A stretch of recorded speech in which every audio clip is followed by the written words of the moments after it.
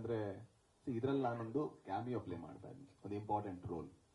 And ಇದರ poster ಇಂದ ಹಿಡಿದು ಇದರಲ್ಲಿರುವಂತ ಟೈಟಲ್ ಇಂದ ಹಿಡಿದು ಎಲ್ಲದೂ ಕೂಡ ಅವ್ರ ಹೆಸರಲ್ಲಿರೋದು. ಅಂಡ್ ನನಗೆ ಅದು ಗೊತ್ತಿತ್ತು ಕೂಡ. ಅಂಡ್ ಈ ಸಿನಿಮಾ ಮಾಡಿದ್ಮೇಲೆ ಅಂದ್ರೆ ನೀವು ಒಂದು ಆಗ ಪ್ರಶ್ನೆ ಕೇಳಿದ್ರೆ ಅಂದ್ರೆ ನಾ ಬಂದ್ಮೇಲೆ ಇರು ಸುಮಾರು ಸಾಯ್ತಾ ಅಂತ. ಅಂಡ್ ನಾನ್ ಇವರ ಮೊದಲ ಚಾಯ್ಸ್ ಆಗಿರ್ಲಿಲ್ಲ, ನನಗಿಂತ ದೊಡ್ಡ ನಟರು ಇವರ ಮೊದಲ ಚಾಯ್ಸ್ ಆಗಿತ್ತು. ಬಟ್ ಬೇರೆ ಬೇರೆ ಕಾರಣಗಳಿಂದ ಅವ್ರು ಆಗದೇ ಇದ್ದ ಕಾರಣಕ್ಕೆ ಕೊನೆಗೆ ನಾನ್ ಬಂದಿತ್ತು. ಹಾಗಾಗಿ ಆ ರೋಲ್ ಮೊದಲಿಂದ ಇತ್ತು. ಇಟ್ಸ್ ನಾಟ್ ದಟ್ ಅದೊಂದು ಪಾತ್ರ, ಅದು ಬರವಣಿಗೆಯಲ್ಲೇ ಆ ಒಂದು ಪಾತ್ರ ಇದೆ.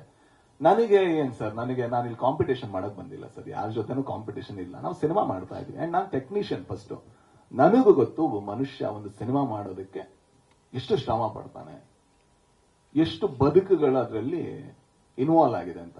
ನನ್ನ ಒಬ್ಬನ ಜೀವನ, ನಂದೇನೋ ಹೆಸರು, ನಂದೇನೋ ಕಾಂಪಿಟೇಷನ್, ಇದ್ರಲ್ಲಿ ನಾನು ಒಪ್ಪಿಗೆನೂ ಇಲ್ಲ, ಇದನ್ನ ನಾನು ಸಮ್ಮತಿನೂ ಕೊಡಲ್ಲ. ಇದು ನನಗೆ cinema is much bigger than me sir. ನನ್ನ ಹೆಸರು ಹಾಕಿಲ್ಲ, ನಂದು ಏನು ಹಾಕಿಲ್ಲ ಅಂದ್ರೂ ಕೂಡ ಯಾರು ಬರಲ್ಲ ನನ್ನ ಕಡೆಯಿಂದ. ಗ್ಯಾರಂಟಿ ಮುಂದಿನ ಸಿನಿಮಾಗಳಲ್ಲಿ ಗ್ಯಾರಂಟಿ ಯಾರು ಬರಲ್ಲ, ಯಾಕಂದ್ರೆ ಸಿನಿಮಾ ದೊಡ್ಡದು, ನಾವು ಅದನ್ನ ಕಲ್ತವರು. I think it's very unfortunate that we are speaking about this.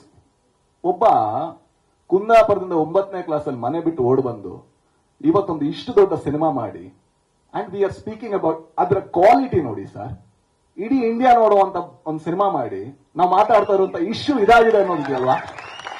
It's so sad, it's so sad. ಅವ್ರ ಹತ್ರ ಅವ್ರೇನಾದ್ರು ಸಿಟ್ಟಿಲ್ಲ ಅಂದ್ರೆ ನಾನು ಒಂದ್ಸಲ ಕೂತ್ಕೊಂಡು ಅವ್ರ ಜೊತೆ ಮಾತಾಡಬೇಕು. ಅಂದ್ರೆ ಮನುಷ್ಯರ ತರ ಮಾತಾಡಿದ್ರೆ ಮಾತ್ರ. ಮನುಷ್ಯತ್ವ ಇಂಪಾರ್ಟೆಂಟ್. ಹಾಗೆ ಮಾತಾಡಿದ್ರೆ ನಾವು ಮಾತಾಡ್ಬೋದೋ ಏನೋ. ಯಾಕಂದ್ರೆ this is so sad, this is so sad. Sir ಏನ್ ಸರ್ ಕಾಂಪಿಟೇಷನ್? ಯಾವ ಕಾಂಪಿಟೇಷನ್ ಹೇಳಿ? ನಂದೊಬ್ಬಂದ ಸಿನಿಮಾ ಸರ್, ಆ ಹುಡುಗಿರ್ ಮಾಡಿಲ್ವಾ? ಮಿತ್ರ ಸರ್ ಮಾಡಿಲ್ವಾ? ಹೆಂಗ್ ಕಾಣಿಸ್ತಾರೆ ಮಿತ್ರ ಸರ್? ಎಂತ ಒಳ್ಳೆ ಕಲಾವಿದ. ಶ್ರೀಧರ್ ಸರ್ ಮಾಡಿಲ್ವಾ ಸರ್? ಅವ್ರು ಎಷ್ಟು ಜನ ನೋಡಿದ್ದಾರೆ? ಏನ್ ಸರ್ ಅವ್ರಿಗೆಂತ ದೊಡ್ಡ ಕಲಾವಿದನ ಸರ್ ನಾನು?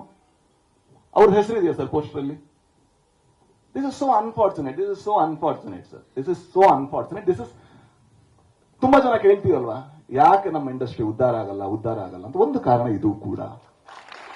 ಯಾಕಂದ್ರೆ ನಾವು ಕೊಲಾಬರೇಷನ್ ಅಲ್ಲಿ ಇಲ್ಲ ಸರ್. ನನಗೆ ಈ ಸಿನಿಮಾದಲ್ಲಿ ಪ್ರಜ್ವಲ್ ದೇವರಾಜ್ಗೆ ದೊಡ್ಡ ಹೆಸರು ಬಂದ್ರೆ ನಾನು ಬಹಳ ಖುಷಿ ಸರ್. ಕನ್ನಡಕ್ಕೆ ಇನ್ನೊಬ್ಬ ನಟ, ಮತ್ತೊಬ್ಬ ಇನ್ನೂ ದೊಡ್ಡ ಸ್ಟಾರ್ ಆಗಿ ಬೆಳೆದ. ಮಿತ್ರ ಸರ್ಗೆ ಏನಾದ್ರೂ ಹೆಸರು ಬಂದ್ರೆ I am so proud, I am so happy. ಯಾಕಂದ್ರೆ ಆ ಕಲಾವಿದ ಡಿಸರ್ವ್ ಮಾಡ್ತಾನೆ. ಅವ್ರಂತ್ರ ಕಿತ್ಕೊಂಡು ನಾನು ಏನ್ ಸರ್ಗೆ ನನಗೆ ಈ ಸಿನಿಮಾದಲ್ಲಾಗ್ಲಿ ಮುಂದೇನೋ ಹಿಂದೇನೋ ಮಾಡಿದ್ದೀನಿ. ನಾನು ಖಳನಾಯಕನಾಗೂ ಮಾಡಿದ್ದೀನಿ. ಅಲ್ಲೆಲ್ಲೂ ಕೂಡ ನನಗೆ ಕಟ್ಔಟ್ ಹಾಕಿ ಅಂತ ಹೇಳಿಲ್ಲ.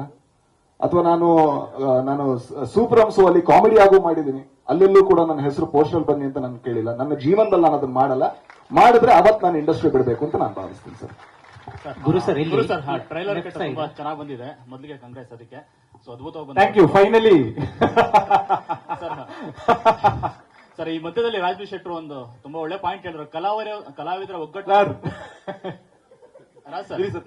ಸರ್ ಮಧ್ಯದಲ್ಲಿ ಹೇಳಿದ್ರಿ ಕಲಾವಿದರ ಒಗ್ಗಟ್ಟು ಮತ್ತು ಚಿತ್ರತಂಡದ ಒಂದು ಒಗ್ಗಟ್ಟು ಅನ್ನುವಂಥದ್ದು.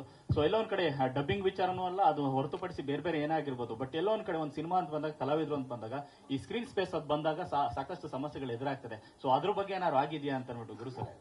ಖಂಡಿತವಾಗ್ಲೂ ಇಲ್ಲ. ಯಾಕಂದ್ರೆ ಇದೆಲ್ಲ ಕಥೆಯಲ್ಲಿ ಇರೋ ವಿಚಾರನೇ. ಹೇಳಿ.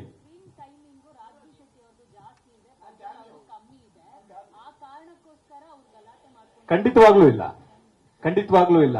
ಇದು ಇಡೀ ಕಥೆನ ಪ್ರಜ್ವಲ್ ಅವರ ಕಣ್ಣಿಗೆ ಕಟ್ಟುವ ಹಾಗೆ ನರೇಟ್ ಮಾಡಿದ್ದೀನಿ. ಪ್ರತಿಯೊಂದು ಸಿನಿಮಾದಲ್ಲಿರುವ ಎಲ್ಲ ಎಲಿಮೆಂಟ್ಗಳು ಅವ್ರಿಗೆ ಏನೇನಾಗುತ್ತೆ ಅಂತ ಕ್ಲಾರಿಟಿ ಇದೆ. ಶೆಟ್ಟರ್ ಆಲ್ರೆಡಿ ಹೇಳ್ದ ಹಾಗೆ ನಮ್ಮ ಹತ್ರ ನಾವು ಬೇರೆ ನಟರಿಗೂ ಕೇಳಿದ್ವಿ ಆ ಪಾತ್ರಕ್ಕೆ. ಆ ವಿಚಾರದಲ್ಲಿ ಯಾವುದೇ ಕನ್ಫ್ಯೂಷನ್ ಇಲ್ಲ.